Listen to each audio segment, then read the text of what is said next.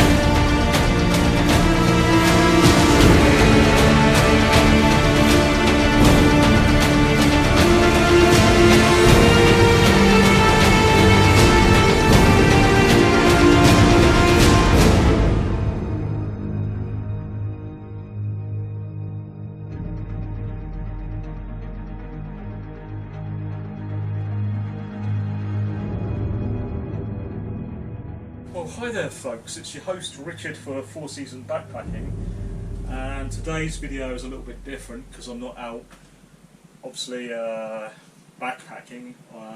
I'm inside, and I thought it was the best place to show you how to keep warm in the winter. Well, how I like to keep warm in the winter. You may have a different method, or obviously different brand name gear you use. But for a sleeping bag, let's start off with the sleeping bag, shall we? For a sleeping bag, I use a Rab 900 sleeping bag. Now I use a woman's sleeping bag. I don't think there's any difference between the woman's one or the man's one, apart from the woman's one is a smaller sleeping bag. That's all I can figure out.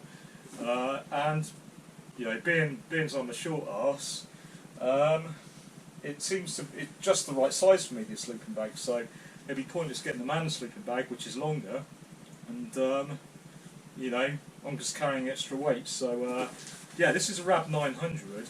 Now I would feel happy using this sleeping bag in Scotland in winter, obviously with other stuff like, you know, like other gear to keep warm as well, but this is the sleeping bag. Yeah, this would be fine in Scotland, this will. I use it in England, I'd use it in Scotland. This is a great little sleeping bag. It's a winter sleeping bag, obviously. I can't remember the weight of it, I should have looked that up, but I'll put it up on the screen how heavy this weighs. This is the woman's version. Now you can get the man's version as well, which is longer, obviously be a little bit heavier. I'll put the links in the description for the sleeping bag. Okay, I'll show you how it packs away. So this is the bag it comes with to hike when you're hiking. It's also got a stuff sack for when you're not using it, to keep it aerated. So when you're not using these sleeping bags, it's a down sleeping bag. You want to keep the loft in them by obviously not wrapping it up tightly in one of these bags. You only use this for when you're going hiking, so ideally you want to leave it like this, obviously the big sort of stuff sack. But yeah, this is the bag it goes in. Okay, I'll show you what it looks like in this bag. Okay, well this is it in its bag for hiking. Can't remember what you call them now. I'll put all the details of how warm it is as well on the screen, as well as the weight. Well, as you can see, it's not too big. Considering this is this is a seriously warm sleeping bag. Some people might think it's a little bit overkill for the south of England, but this will be warm enough for Scotland in winter. Now, as you can see, it's packed away nicely. And this, I like this bag. It comes with. It's very easy to put away in the bag, even when I'm in my small Jack Wolfskin Rossmere tent, which you can't even set up in. I could pack this away quite easily inside the tent, you know, so it doesn't get, obviously if it's raining outside you don't want to pack it away outside the tent. And so yeah, that's my sleeping bag. Highly recommended, link in the description to buy it. I've been through quite a lot of winter sleeping bags. I've done a lot of winter camping for at least the last 10 years, and I know what I'm on about, and this is a damn good sleeping bag, so yeah, check that out in the link, mate. Check that out in the description, I should say, and yeah, you can buy it there. Now this is a ultralight bivy bag.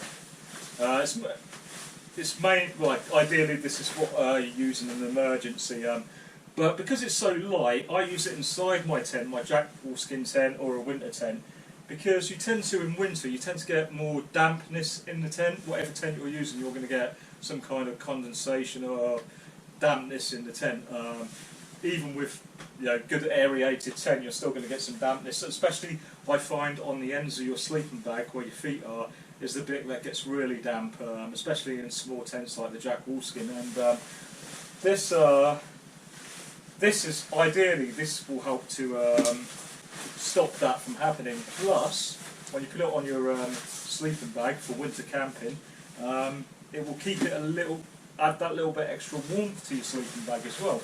Plus, hopefully keep it dry. I mean, this one's quite old and it's lost its waterproofness, to be honest, so I'll probably need to re-waterproof it, but it does help a bit, and it does, as I said, it adds that extra bit of warmth to the to your sleeping bag. Okay, well, I'll show you this packed up, see what it's like. This is so light. I'll also put the weight of this in the description as well. I don't know if they still make these ones, I'm sure they do, but I'll put a link in the description for one that's similar.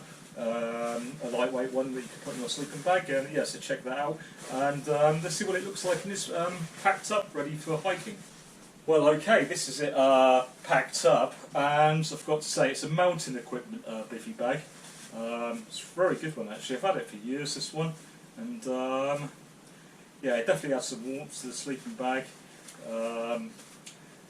This did have a little thing on the top, so it goes like that, but that's come and done now. But as you can see, it's very light. I'll put the weight in the description, and it packs away very smallly. So I always take this with me on a winter camp, especially winter camping.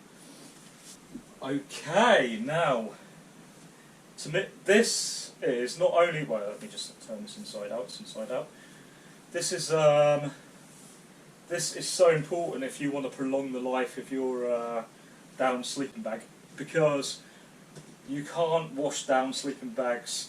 Well, you can, but you shouldn't wash them often. You should only really wash them when they start really reeking, smelling, because the more you wash them, they start to lose their, I guess, durability. They lose their loft.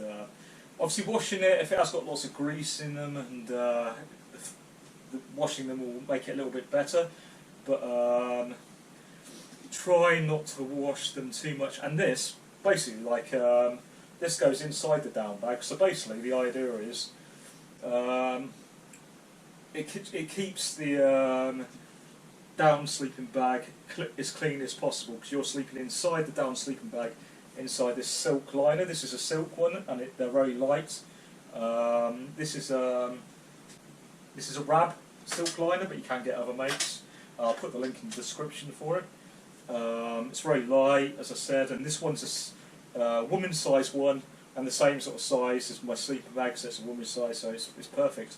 And because it's shorter, you know, as I said before, the woman's size one. So as I'm short, and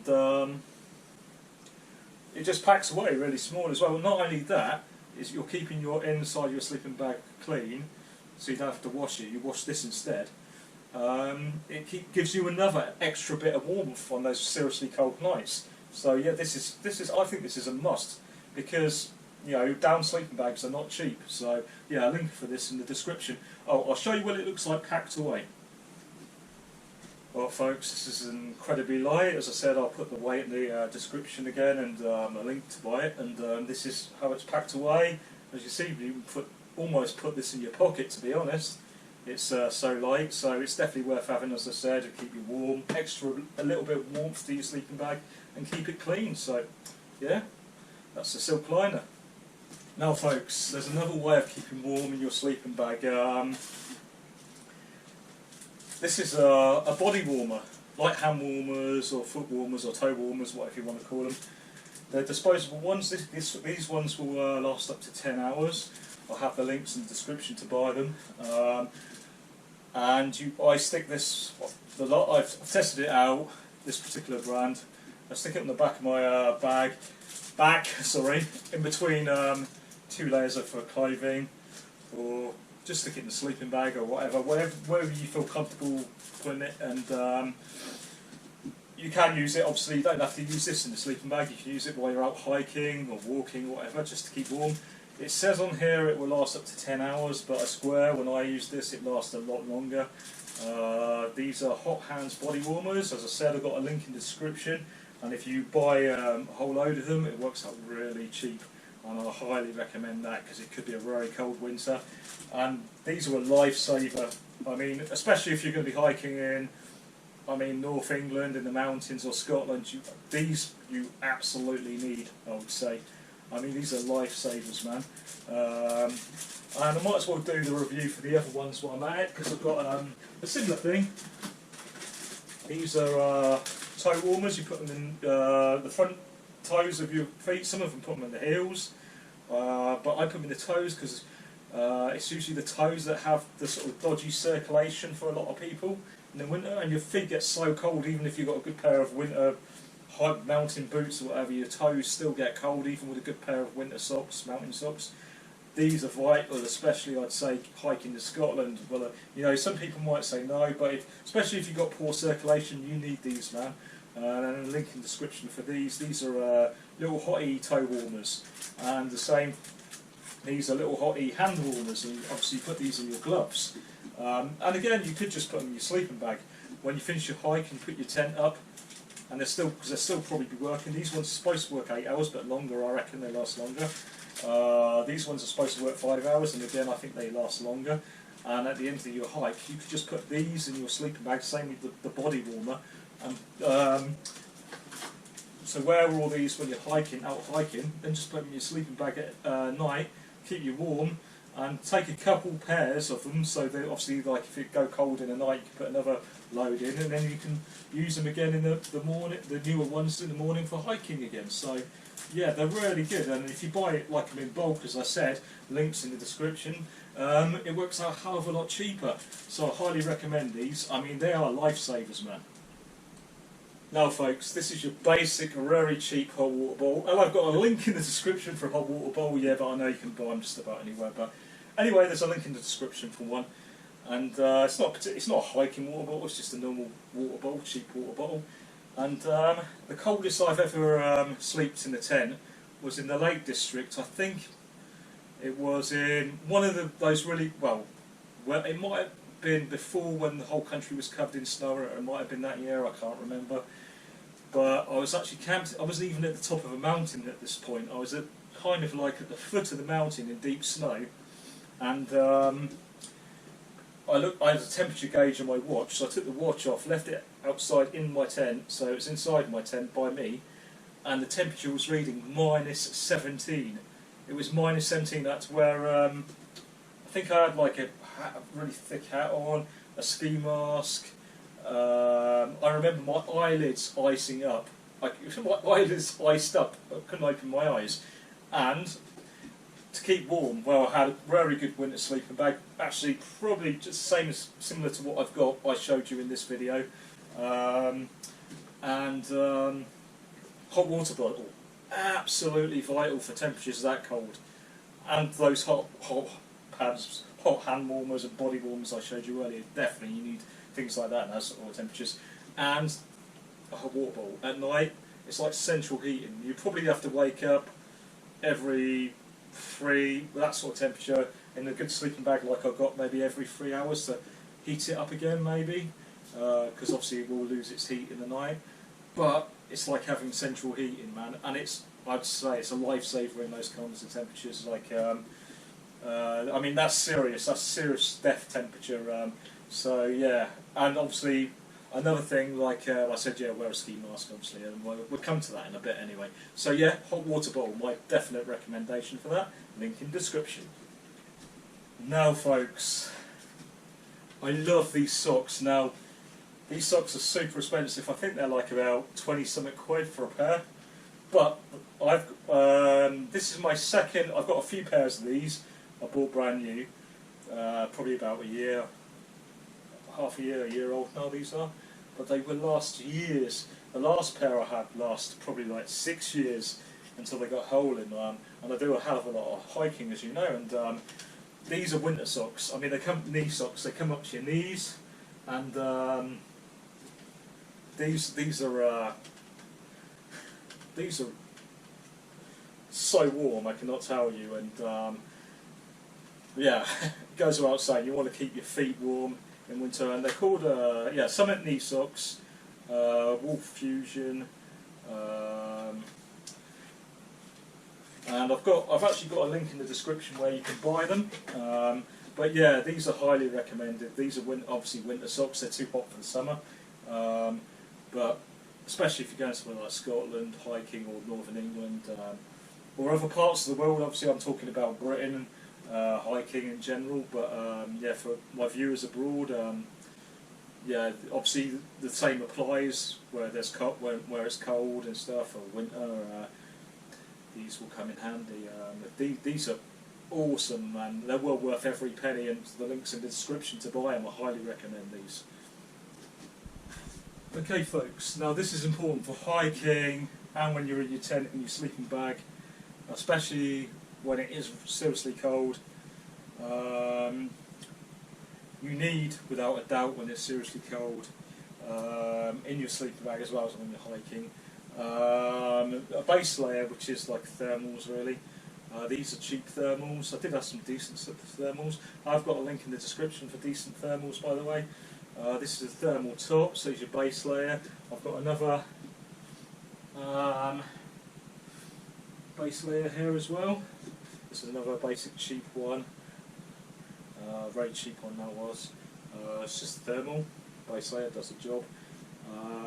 This is a favourite of mine. I've had it for years now. This is a Rab base layer, and it's got a hood as well, so I wear the hood up as well when I'm in the sleeping bag. So that's a base layer, thermal base layer Rab with a hood. Very warm. Still, I've had it for years, as I said. I'll put a link in the description for this one or one that's similar.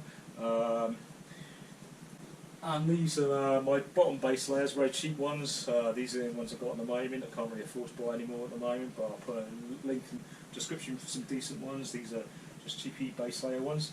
Now, for your next layer, you want something like this. This is a Rab hooded top again. The zip's gone on it. I need to buy a new one, but I've had it for years. It's only just gone. I'll put a link in the description for it. Very good top. This will be your next layer.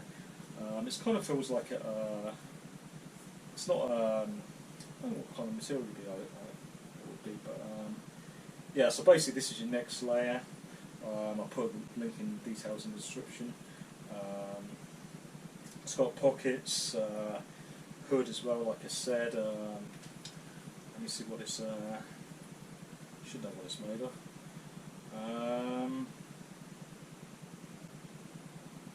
Yeah. So anyway, this is your next layer.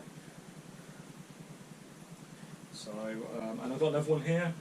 It's kind of like, I guess, like what would you call it? Like, it's quite fluffy top. God, it's gone out of my head. What do you call them now? I'll put it on the screen anyway. Like, so this is another base layer top I've got. A Regatta one, that one. That was a Rab, the other one. Yeah. And I've also got just basic hat. Doesn't really matter. It's just on this warm. And I wear this in when I'm hiking, when it's seriously cold, and in the sleeping bag as well. Put that on my head in the sleeping bag. Gloves wise, because I am doing videoing when I'm hiking and out, it's a real pain in the arse, gloves are. And to be honest, these are supposed to be okay for operating your phone and stuff where you're hiking, but yeah, they're not, to be honest.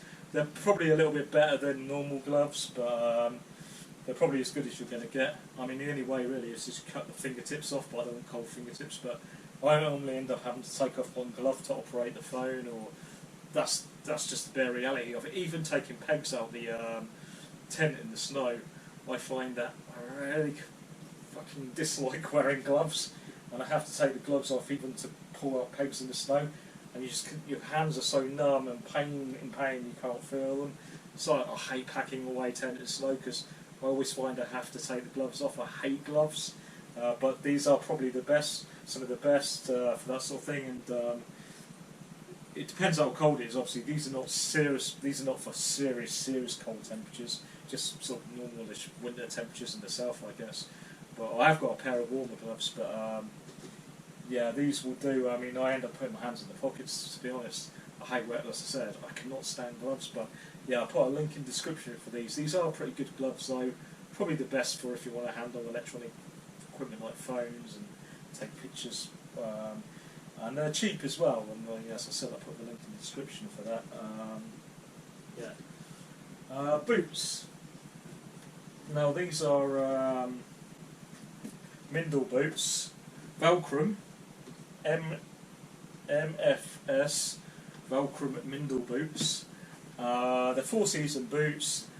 I find wearing them in summer is so because they are basically for when it's colder. Now I've got these, yeah, purely for hiking, colder weather. I don't get my feet wet. They are, at the moment, they're waterproof. They stay waterproof for a long time. This will be my third pair. As I have hiked the length of more than the length of New Zealand, because I was walking non-stop for 6 months in New Zealand. So actually, in essence, I actually walked more than the length of New Zealand. I walked twice the length of Britain. So obviously they wear out after doing seriously long treks. I mean, these pair lasted walking for 6 months, plus a couple of extra smaller long distance hikes on top. But after obviously walking away from New Zealand, they did lose their waterproofness, which is a hell of a long way. I mean, Christ knows, walking 6 months non-stop every day, just about every day. So obviously, yeah, they got a lot of wear, but they're still usable for a hike afterwards. They just weren't waterproof, but they're still waterproof at the moment. These ones, I've not had them too long. I've been on a few hikes with them, and highly recommend them. Obviously, I would have bought them again. I've bought them 3 times. They're expensive. They're about £220. Links in the description for them. But they are built like a tank. If you don't like heavy boots, you won't like these. But I highly recommend them for winter. If you want to keep your toes warm, as I showed you the socks you wear, I would buy half a size up as well, because you'll be wearing thicker socks. So it's better to buy half a size up than you normally wear for winter boots, because you want to wear thicker socks as well, and put in your toe warmers. So these are highly recommended for winter. Yeah, I seriously feel happy walking in seriously cold temperatures in these.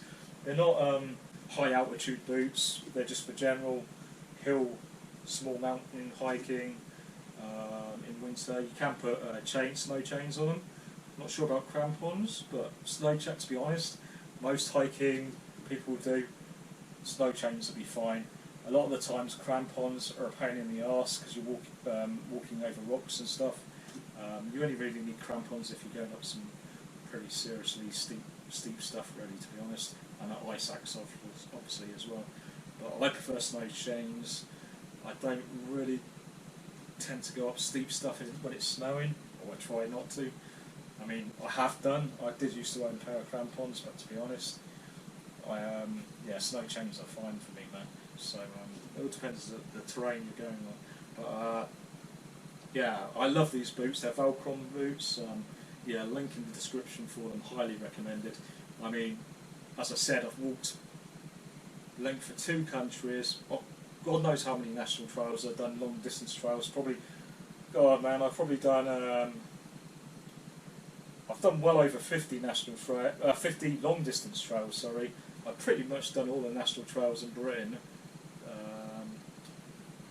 but yeah, and around the world as well. So yeah, when it comes to walking, mate, and footwear, I'm an expert. These are great boots. Link in the description. Well, another incredibly important piece of kit, especially for when it's really cold. I wear it anyway, like in winter, because it's so important to keep your head warm. And this is a ski mask. This is a Mountain Hardwear one, but there's so many ski masks you can get. There's some really cheap ones. Link in the description as always. But there you go. The ski mask is so important. This one's got a mouth right there. Yeah, there's a nose and the mouth. So basically, what I find with this one is, even though it's got a mouth, the mouth hole is not very big, and the nose, it moves as you sleep, and you can. It's not always. It feels alright at the moment, but if you fidget about a lot in the night, it tends to your mouth gets covered and your nose gets covered, or the eyes. But yeah, this one's a really good one actually. But I do tend to find that if you do fidget about a lot, it does get a bit irritating. But it's vital. You need one of these. Like there's no doubt about it. In winter, you have to have a ski mask, in my opinion. Well, I'd say it's not just my opinion. I mean, it's obvious. You need a ski mask. And as I said, there'll be a link in the description. As I say, you can get them really cheap. There's some better. This one was obviously not the cheapest one, but you get ones that cover your mouth, or ones that don't cover your mouth, and there's just like that, like a balaclava sort of thing. All depends, like on what you feel comfortable with, but it's vital to cover your head up. Not just because sometimes the hood on the sleeping bag, your head comes out of it, and you need a ski mask on that. You definitely need, and also make sure you can breathe all right in it as well at night. Obviously, you don't want to suffocate in the night. So I've got another ski mask that covers my nose and mouth, and I just find it impossible to sleep in that. That's just, I don't feel comfortable sleeping like that. But it is actually a good one. But yeah, this one's better really, I guess. I did try and find that. I don't know where I put it out of a ski mask, but yeah, this is one I could find. So link in the description for ski masks. Vital, so you really do need one. Okay folks, well this is the mat I use. I use a Thermarest Ridge Rest mat, and I use this for the colder months and for winter camping, and it is better than a normal mat. It's not that much heavier, and it's got these little grooves in that trap the heat. It was actually silver, so that obviously helps reflect the heat, but I found after a while it does wear off. This is a really good mat, however. I still use it for winter camping, and it does the job for me. And I find it very comfortable. It's much more comfortable than a normal mat. You don't have to blow it up either.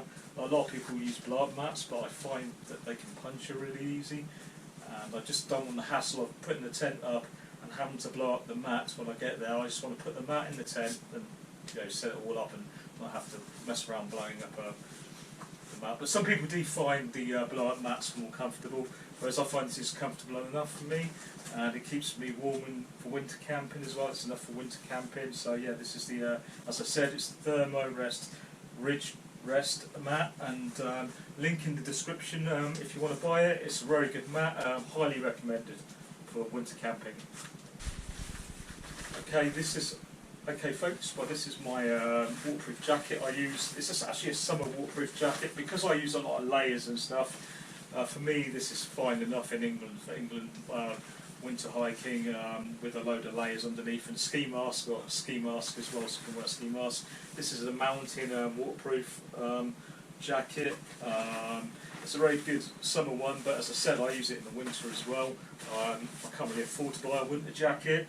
However, if I was going to do some more extreme, say hiking in the Cairngorms in winter, I'd get a much better winter jacket than this. Or maybe if it's a day of like cold, dry snow, you could wear a down jacket underneath this. But to be honest, I would if I was going to hike in Cairngorms, I'd get a decent windproof, waterproof jacket. So yeah, maybe this isn't good enough for Cairngorms winter hiking, but down in the south of England it's fine with my layers. And again, these are summer waterproof pants. These are mountain waterproof pants, really lightweight ones. They specialise in lightweight hiking gear mounting. And this is for the south of England, to be honest. I wear these underneath and some thermals. These are fine, to be honest.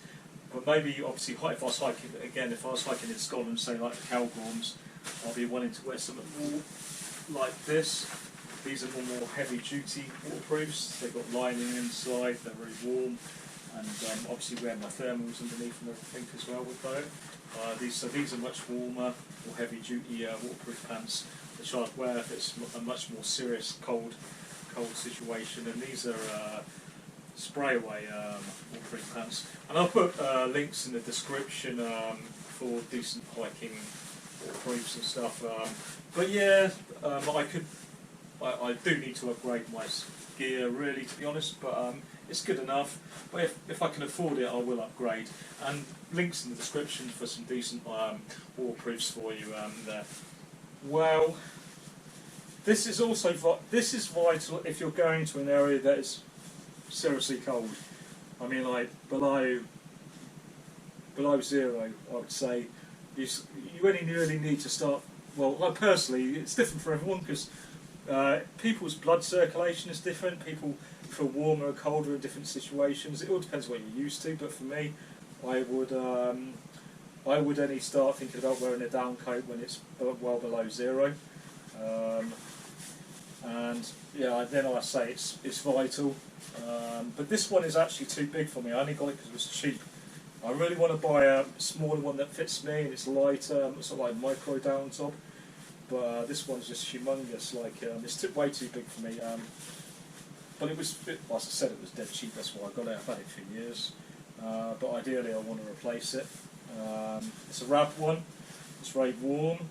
It packs away like a sleeping bag does. You roll it up. I can't find the compression bag for it. That's the word. Sorry. When I was doing the sleeping bag bit earlier on, those bags are called compression bags. Totally gone on my head. But anyway, yeah. This rolls up in a compression bag as well. But obviously, you don't want to leave it in this compression bag because you want to keep the coats aloft. Because you don't want to wash these too often. Like I said, like saying with this down sleeping bag. I've washed this one once actually. I did wash a down sleeping bag, and I put the video up and I went and burnt holes in it. It was my own fault. I did the temperature wrong. I didn't check on the sleeping bag enough. I find hand washing them minimally boring, so I decided to use a washing machine and dryer. But the dryer was on too hot a heat and it burnt loads of holes in the down bag. So that's why I bought the new Rab 900. And like I said, it's a really good sleeping bag. But yeah, so basically you want a down top when it's really cold. You can get cheap ones. This is a Rab one. I got a cheap bag because it was too big. Obviously no one wanted a big size one. It actually does have a hood for it, so I don't know where the hood's gone. It clips on here. But it's incredibly warm. And for when it's below zero, with all the other stuff I showed you, the thermals, the next you got the base layer, then you got the next layer. In fact, I also have I don't know where I've put it actually. I've got a t-shirt, a thermal t-shirt as well, which I put underneath of all of that as well. And also another good thing with the layer system, you could just put on loads of layers. So if you don't want to lug around and if you're in a wet environment, right, you don't want to be wearing down because down is useless when it gets wet. You want more of a layer system, so you want loads of base layers, so just put on loads of layers rather than having a down top in that case. But if it's cold, very cold and sort of snowy weather, and it's not going to rain, you know it's not going to rain, then this will probably be better. This will be better for you. But if it's a wet, sort of cold environment, don't wear down. It will get wet, it will weigh a ton, and it will not keep you warm whatsoever. It'll be absolutely useless. So yeah, in certain situations, lots of layers like base layers, or It's totally gone out of my head what the next layer is called. How bad is that? I'll put it up on the screen what the layers are. Yeah, I've been hiking for years, I should know. It's totally gone out of my head what it is. I know obviously base layer thermals. But it's so, I mean, you could put, the next layer could be anything really, to be honest. All depends on what the conditions are and stuff. Obviously you want some water, something that's going to dry out quick. If it's wet conditions, you want things that will dry quick. And it'll keep you warm even if they're wet. This will not keep you warm if it's wet. A down will not keep you warm if it's wet. With the sleeping bag it's alright if it's raining because you're going to be in your tent. And obviously you want to keep your sleeping bag dry in your bag, so I use like a plastic bag, plus I use a rain cover for my bag as well. Because it is absolutely vital you keep your down sleeping bag dry. And another good reason for having that little bivvy bag I showed you for keeping it dry. You have got to keep your down sleeping bag dry. I said it'd be useless. It'd be absolutely useless. And that's another good thing. If, in case of an emergency, say you do tip over a bottle of water in your tent, get your sleeping bag wet, or it does get wet for another reason. You've got the hot pads, you've got your thermals that are usually give some warmth even if they're wet. You've got your hot water bottle, and obviously it goes without saying you've got to take a stove with you that works well in winter. Make sure it works well in winter. I've done loads of reviews on the Coviva stove on other videos, so I'm not going to bother talking about it now because I've talked about it loads already. But just take a stove, you know, that's going to work well in the winter. A lot of people use methylated spirit stoves, but I've got a stove that uses gas. A lot of people don't like using gas because they say it doesn't work very well. It doesn't. It does slow down, but as long as you take a couple of fresh bottles, it depends how long you go. If you go for one night, just take one fresh bottle, it'll be fine. You could keep the gas bottle warm inside your bag, but do never, I've seen this done so many times, don't leave your gas can inside your tent, because they do leak, and I've caught my gas cans leaking more than once, and you will suffocate and die. So leave your gas cans or anything like that outside your tent, because it's just not worth the risk. You will suffer. It would pinch all the air out of your tent, even if it's ventilated, and you would die. So yeah, if you want to keep it warm outside your tent, I tend to sometimes put my bag outside the tent with its raincoat on, and maybe if you've got a load of pair of socks like I take, like those mountain socks, just put a sock around it. Like if it's the cheap 99p cans of gas I use, they're like that sort of shape. You can put it in the sock and then put it inside the bag. That will keep it warm. That will keep it warm enough for it to be, you know, a nice gas flow. So do never put your gas can in your sleeping bag. I've heard people say that. I think that's crazy. Sorry, that is just crazy, man. Because I've heard the gas going off in my bag as well. Like that's just insane, man. It's not worth the risk, because it is a high chance of it going off as well. Because it's, as I said, it's happened loads of times to me. So don't do that. Don't. And I would about cooking in the tent. There have been times where I've had to cook in the tent, and I will say it's, as far as I'm aware, it's very high risk. I tried to ventilate as much as possible. I kept sticking my head outside the tent every sort of few minutes, and there were times when I felt a little bit weird, and I thought, oh, I've got to aerate the tent. So I wouldn't recommend that. I would only use the gas in the tent where it's well ventilated, and only if it's like, you know, you seriously need to, like it's an emergency. And even then, just be aware, if you start feeling funny, stop, you know, put the gas off straight away and get some air. It's just not worth the risk. Like, you know, yeah, there are loads of people who do it and they're fine, but, you know, I don't know enough about it. I'm not a scientist, but I have felt a bit funny when cooking in a tent before. And also, I was in a situation where my down sleeping bag got wet in one winter in the Lake District, and my down sleeping bag was useless. I was freezing. I thought I was going to die. It was that cold. So basically, I I just used the gas in the tent. There was no other choice, but I did leave the tent door open and kept sticking my head outside the tent. But I was doing that mainly because I thought it would dry the dry stuff up. Obviously, it didn't, because down takes. Another thing with down, if it gets wet, forget drying it. You're talking days to dry that. You're never going to dry it in outdoor situation. So yeah, these little extra things like the hot pads and hot water bowl, they're a lifesaver, man. So yeah, highly recommended. I think I've covered everything now.